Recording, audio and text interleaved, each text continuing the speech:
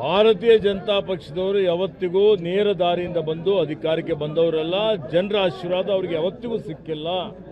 ಹಿಂಬಾಗಿಲಿನಿಂದನೇ ಅವರು ಬಂದು 2 ಸಲ ಅಧಿಕಾರ ಮಾಡಿದ್ದಾರೆ. ಅದು ಅವರಿಗೆ ರೂಢಿಯಾಗಿದೆ, ಚಾಳಿ ಆಗಿಬಿಟ್ಟಿದೆ. ಈಗ ಮತ್ತೆ ಮಾಡಬೇಕು ಅನ್ನುವಂಥ ಭ್ರಮೆಯಲ್ಲಿದ್ದಾರೆ. ಹೀಗಾಗಿ ತಿರುಕನ ಕನಸು ಕಾಣ್ತಾ ಇದ್ದಾರೆ. ಅದು ಆಗಲಿಕ್ಕೆ ಸಾಧ್ಯ ಇಲ್ಲ. ಹೀಗಾಗಿ ಆ 100 ಕೋಟಿ ಎಲ್ಲಿಂದ ಬರ್ತಾ ಇದೆ? ಹಿಂದೇನು ಎಷ್ಟು ಜನ ಶಾಸಕರಿಗೆ ಖರೀದಿ ಮಾಡಿದ್ದಾರೆ, ಏನೇನು ಅಕ್ರಮಗಳು ಮಾಡಿದ್ದಾರೆ, ಬ್ರಹ್ಮಾಂಡ ಭ್ರಷ್ಟಾಚಾರ ಮಾಡಿದ್ದಾರೆ. ಏನು ಮಾಡ್ತಾ ಇದ್ದಾರೆ ಇಡಿ ಅವರು? ಏನು ಮಾಡ್ತಾ ಇದ್ದಾರೆ ಇನ್ಕಮ್ ಟ್ಯಾಕ್ಸ್ನವರು?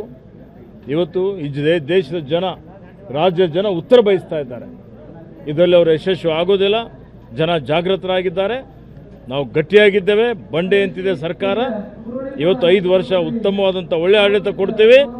ಮತ್ತೆ ಮುಂದಿನ 5 ವರ್ಷನೂ ನಾವೇ ಸರ್ಕಾರದಲ್ಲಿ ಬರ್ತೀವಿ. ನೋಡಿ, ಈಗ ಯಾರ್ಯಾರು ಇದ್ದಾರೆ, ಘಟಾನುಘಟಿ ನಾಯಕರುಗಳು ಏನೇನು ಮಾಡ್ತಾ ಇದ್ದಾರೆ ನಿಮ್ಮ ಗಮನದಲ್ಲೂ ಇದೆ, ಇವತ್ತು ಜನರ ಗಮನದಲ್ಲೂ ಇದೆ. ಮಾಡ್ತಾ ಇದ್ದಾರಲ್ಲ, ಈಗ ನೋಡ್ತಾ ಇದ್ದೀರಲ್ಲ, ಹೇಳಿಕೆಗಳು ನೋಡಿದ್ದೀರಲ್ಲ.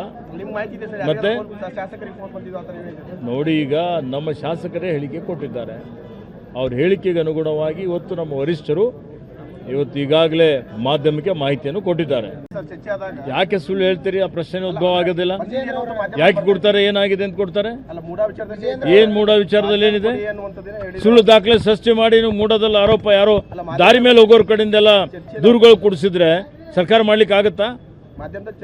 ನಾಳೆ ಮತ್ತೆ ನೀವು ಹೋಗ್ತಾ ಹೋಗ್ತಾನೆ ಯಾರ ಮೇಲೂ ಆರೋಪ ಕೊಡ್ತಾರೆ. ಅವರೆಲ್ಲ ರಾಜೀನಾಮೆ ಕೊಡ್ಬೇಕಾ?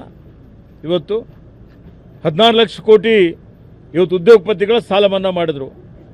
ಇವತ್ತೇನು ಎಲೆಕ್ಟ್ರಲ್ ಬಾಂಡ್ 8,400 ಕೋಟಿ ರೂಪಾಯಿ ಲೂಟಿ ಆಗಿದೆ. ಏನು ಮಾನ್ಯ ಮೋದಿ ಸಾಹೇಬ್ ರಾಜೀನಾಮೆ ಕೊಡ್ತಾರಾ? ಅಮಿತ್ ಶಾ ರಾಜೀನಾಮೆ ಕೇಳಿ ಮತ್ತೆ ಇವ್ರು ಹೋಗಿ.